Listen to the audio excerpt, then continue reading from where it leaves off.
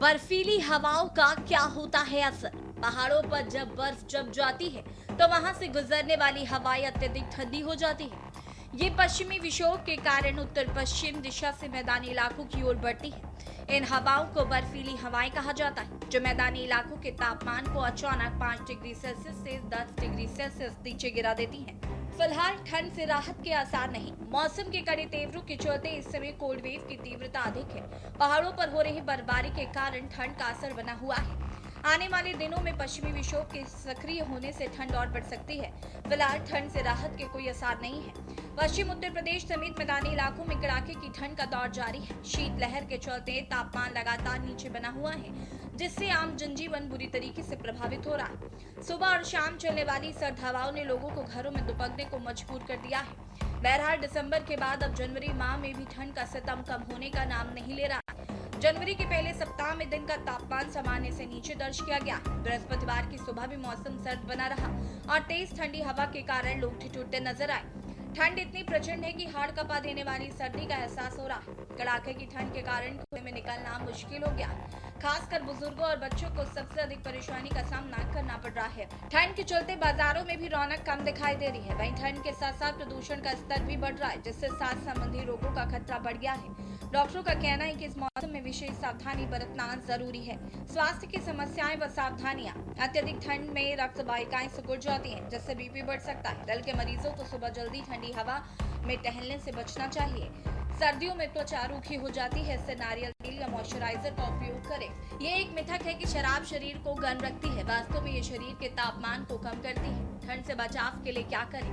ठंड से बचने के लिए भारी कपड़े के बजाय कपड़ों की कई परतें पहनना अधिक प्रभावी होता है। शरीर से चिपका हुआ थर्मल या बॉडी वार्मर पहने जो पसीनों को सोख ले। ऊनी स्वेटर या फ्लीस पहने जो शरीर की गर्मी को रोक कर रखें। बाहर निकलते समय विंड प्रूफ या वाटर प्रूफ जैकेट पहने ताकि बर्फीली हवा अंदर न जा सके। शरीर की अधिकांश गर्मी सिर और पैरों से निकलती है, इसलिए ऊनी टोपी, मफलर, दस्ताने और मोटे मोजे जरूर पहने। शाम होते ही खिड़कियां और दरवाजे बंद कर दें। पर्दों का इस्तेमाल करें ताकि बाहर की ठंडी हवा अंदर न आए। बंद कमरे में अंगीठी या कोयला जलाकर कभी ना सोएं। इससे कार्बन मोनोऑक्साइड गैस बनने का खतरा रहता है, जो जानलेवा हो सकता है। दोपहर के समय धूप में बैठने से विटामिन डी मिलता है और शरीर को प्राकृतिक गर्माहट मिलती है। ठंड में खान पान और पोषण। ठंड में शरीर को अंदरूनी ऊर्जा की अधिक आवश्यकता होती है। डाइट में गुड़, तिल, मूंगफली, अदरक, लहसुन और सूखे मेवे शामिल करें। गुनगुना पानी पीते रहें। हर्बल चाय, काढ़ा या हल्दी वाला दूध इम्यूनिटी बढ़ाने में मदद करता है। संतरा, अमरूद और आंवला जैसे फलों का सेवन करें ताकि सर्दी जुकाम से बचाव हो सके। 9 से 11 जनवरी तक बारिश का अलर्ट। आपको बता दें कि दक्षिण पूर्व बंगाल की खाड़ी और हिंद महासागर में बना डिप्रेशन अब तेज होकर डीप डिप्रेशन में बदल गया है। इसके कारण तमिलनाडु के कई हिस्सों में मौसम बदलाव देखने को मिल सकता है। 9 से 11 जनवरी तक कई जगहों पर भारी बारिश का अलर्ट जारी किया गया है। भारत मौसम विज्ञान विभाग ने चेतावनी दी है कि बंगाल की खाड़ी हिंद महासागर के ऊपर बना अवदाब व डीप डिप्रेशन में बदल गया है। अगले 36 घंटों में इसके पश्चिम उत्तर पश्चिम दिशा में आगे बढ़ने की संभावना है।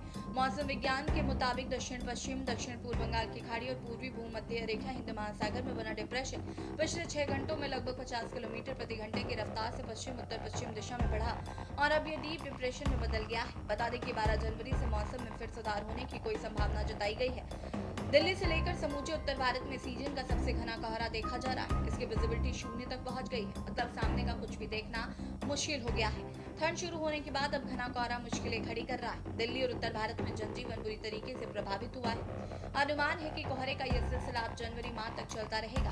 मौसम वैज्ञानिकों का कहना है कि दिल्ली में इस बार घने कोहरे के देर से होने की वजह वातावरण में वेस्टर्न डिस्टर्बेंस यानी पश्चिमी विक्षोभ की कमी है।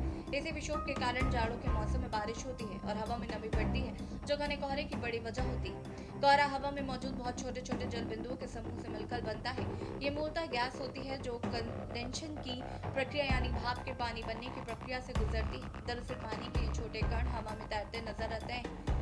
शहरों में ये स्थिति और खराब होती है, जहाँ धूल और धुएं के कण मिलकर पानी के इन कणों को और सांद्र यानी गाढ़ा बना देते हैं, जिससे बहुत करीब की चीजें भी धुंधली लगती हैं। जब दृश्यता 0 से 50 मीटर होती है तो उसमें बहुत घना कोहरा कहते हैं, जबकि 50 मीटर से 200 मीटर की दृश्यता की स्थिति को घना कोहरा कहा जाता है। 201 से 500 मीटर को मध्यम, जबकि 500 से 1000 मीटर की दृश्यता वाले कोहरे को सामान्य कोहरा कहते हैं। इस पर न्यूज इंडिया।